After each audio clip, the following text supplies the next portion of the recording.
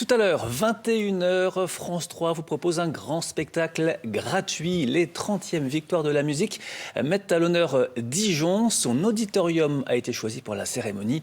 Et pour tout savoir, nous y sommes en direct avec vous, Sylvain Bouillot. Je vois que vous êtes en bonne compagnie. Et oui, Arnaud, à mes côtés, une figure de France Télévisions, donc vous le connaissez tous, hein, le village préféré des Français, secret d'histoire et j'en passe. Stéphane Bern, bonsoir. Bonsoir Sylvain, bonsoir à tous. Alors, vous animez cette soirée depuis 2021, je crois, et c'est en fait le grand soir de la musique classique. C'est surtout un moment très important, très émouvant, parce que il faut transmettre évidemment le goût de cette belle musique. Et ce soir, c'est le 30e anniversaire des victoires de la musique classique. Et c'est un anniversaire qu'on célèbre ici à l'auditorium de l'Opéra de Dijon. Ça a du sens. D'ailleurs, vous allez voir l'ouverture qui est très émouvante autour de Jean-Philippe Rameau, qui est un Dijonnais célèbre, et avec la danse qui sera présente grâce à Mehdi Kerkouch. Et puis, on va l'orchestre de Dijon-Bourgogne, évidemment, dirigé par Deborah Waldman depuis tout récemment. Donc, il y aura énormément de surprises pour ce 30e anniversaire. On va sacrer des talents confirmés, on va apporter aussi des récompenses, des victoires pour des révélations qu'ils méritent et qu'on va suivre. Et puis après la cérémonie, eh bien, il y aura un documentaire sur les 30 ans. Et on voit ces jeunes qui ont, par leur talent, par leur travail, ont réussi à conquérir le monde. Et c'est très émouvant finalement. Alors Stéphane, je ne sais pas si on peut l'évoquer, mais quand on voit la programmation, cette soirée fait un peu figure de best-of de la musique classique, c'est ça? Oui, c'est vrai. C'est vrai parce que vous allez avoir des instrumentistes, vous allez avoir des solistes, vous allez avoir des chefs d'orchestre, des femmes aussi, enfin, et vous allez avoir eh bien des voix lyriques extraordinaires. Léa Desandré qui va chanter ce soir, mais d'autres encore. Je peux pas vous donner toutes les surprises. Vous voyez, oui, il y a le meilleur de la musique classique. Et puis il y aura des petites surprises, des messages de très grands noms de la musique classique. Et je crois que ça va être une très très belle soirée sur France 3. Alors rapidement, on sait qu'il y a des prix, hein, forcément, oui. Ce sont des victoires, 6 catégories, c'est décerné par les professionnels, mais je crois que le public a aussi son mot à dire ce soir. Oui, le public vote pour les enregistrements. Et parce que, vous savez, c'est le public qui achète les disques finalement. Et donc, ou qui les télécharge légalement. Donc, c'est une façon aussi de les acheter. Et donc, je crois que c'est important que le public vote. Ces victoires appartiennent aussi au public. Et d'ailleurs, le public est de plus en plus nombreux à aimer la musique classique. C'est la première fois que j'ai vu des albums de musique classique. Je pense à Gauthier Capuçon dans les meilleures ventes des albums toutes catégories. Donc, c'est important que le public vote pour son album préféré. Alors merci Stéphane, restez encore avec nous quelques minutes. Donc vous êtes le maître de cérémonie, théoriquement impartial, mais nous, on a notre chouchou, elle s'appelle Marine Chagnon, elle est mezzo-soprano, elle est dijonnaise, et depuis quelque temps, elle est donc à l'Académie de l'Opéra de Paris, et les rôles affluent, hein, donc pour son plus grand bonheur, je vous propose son portrait, signé Marilyn Barat et Christophe Gaillard.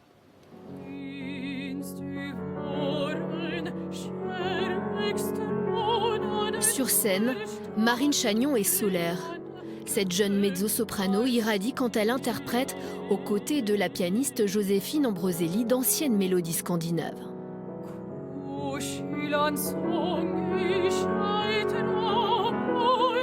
Ce répertoire, actuellement en tournée dans toute la France, les deux amies l'ont baptisé Ljus, lumière en suédois, un clin d'œil à ce pays qu'elles aiment, à l'éclat du Luberon où elles se sont rencontrées et à leur conception de la musique, une passion qui réchauffe les cœurs. Un feu sacré qui n'a pas échappé aux victoires de la musique classique. Marine Chagnon y est nommée dans la catégorie Révélation.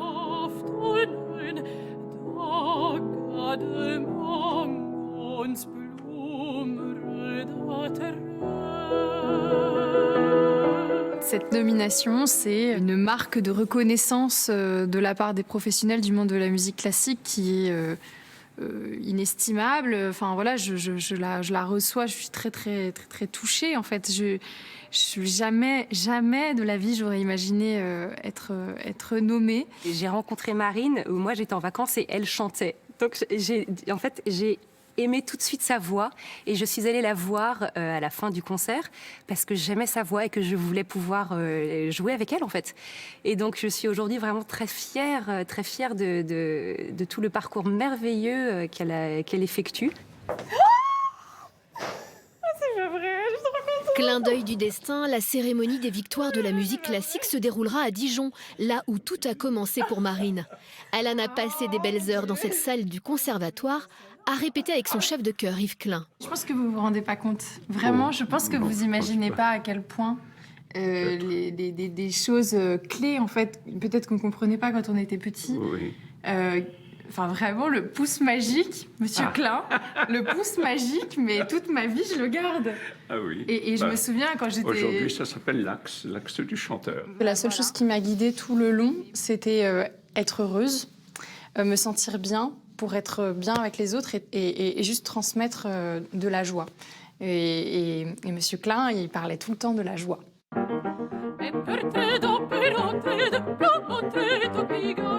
Une joie qui sera forcément récompensée par les victoires, car quel que soit le résultat, Marine Chagnon s'estime déjà heureuse de pouvoir chanter à Dijon devant ses proches.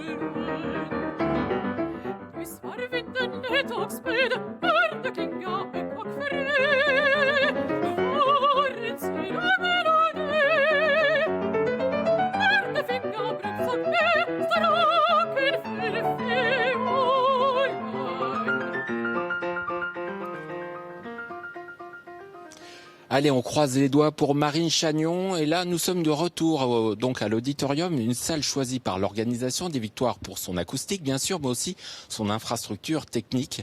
Alors Stéphane, on le sait, vous êtes un amoureux de l'histoire et du patrimoine. Cette salle n'a que 25 ans.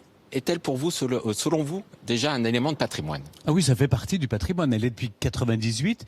D'abord, c'est le patrimoine acoustique parce qu'elle est extraordinaire pour une soirée telle que celle qu'on va présenter tout à l'heure. Et puis, sa beauté architecturale, vraiment. Je crois que quand on construit des œuvres comme celle-ci, eh bien, on travaille pour le patrimoine de demain.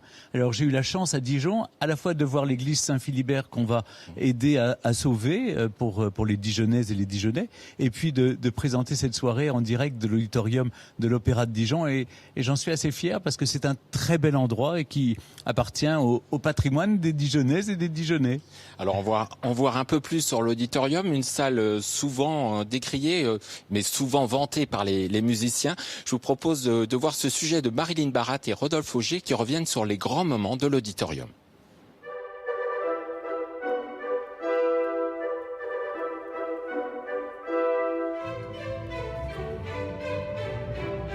L'auditorium de Dijon, 25 ans qu'il fait rayonner la culture en Bourgogne. Et pour célébrer cet anniversaire, cette scène accueille un événement d'envergure qui passe un cap aussi. Les victoires de la musique classique fêtent leur 30e édition dans l'écrin dijonnais. Pour les équipes, pour les Dijonnaises, les Dijonnais, pour les habitants de la métropole, c'est un événement considérable. C'est un événement qui promeut évidemment nos capacités d'accueil, mais qui promeut bien entendu ce beau milieu qu'est celui de la musique classique, avec de très beaux interprètes qui d'ailleurs ont leurs habitudes ici pour la plupart d'entre eux. Une forme de reconnaissance pour un lieu qui a été inauguré en 1998 après des polémiques sur son coût, notamment 337 millions de francs, et après 3 ans de travaux pharaoniques dirigés par un cabinet d'architectes de Miami. On voulait un bâtiment qui était dynamique, qui communiquait le mouvement comme la musique. L'auditorium s'est vite imposé sur la scène classique et lyrique européenne en programmant les ensembles les plus prestigieux, en accueillant les plus grands chefs d'orchestre ou en produisant aussi des spectacles titanesques comme le Ring de Wagner en 2013. Une scène qui n'a pas fini d'attirer les musiciens talentueux, ils adorent son acoustique exceptionnelle. Nous avons reçu le symphonique de la radio de Francfort en début de saison. Nous recevrons l'orchestre de Bâle la saison prochaine. Nous travaillons avec l'orchestre de chambre de Lausanne et bien d'autres ensembles remarquables. Et historiquement, nous avons même reçu ici l'orchestre de Berlin. Et le public suit, que ce soit avant ou après la pandémie. L'Opéra de Dijon accueille plus de 50 000 spectateurs par saison. Des spectateurs le plus souvent, invités pour cette grande soirée. Ils ont été tirés au sort, tout simplement. Donc 1600 spectateurs dans la salle, près de 2 millions, du moins on l'espère, de téléspectateurs. Stéphane, je ne vais pas vous mettre la pression, mais dans quel état d'esprit vous êtes là? Ouais, on essaie de donner le meilleur de soi, vous savez. Qu'il n'y ait que... Peu importe le nombre de spectateurs ou de téléspectateurs, j'essaie de faire mon métier le mieux possible et surtout de faire partager avec la plus grande sincérité ma passion pour la musique classique. C'est ça la soirée de ce soir, c'est France 3, le service public se met au service de tous pour promouvoir ces 30e victoires de la musique. Merci beaucoup Stéphane. Nous on se donne rendez-vous donc à 21h10 sur France 3 et sur France Musique. Merci Sylvain, profitez bien de cette belle soirée.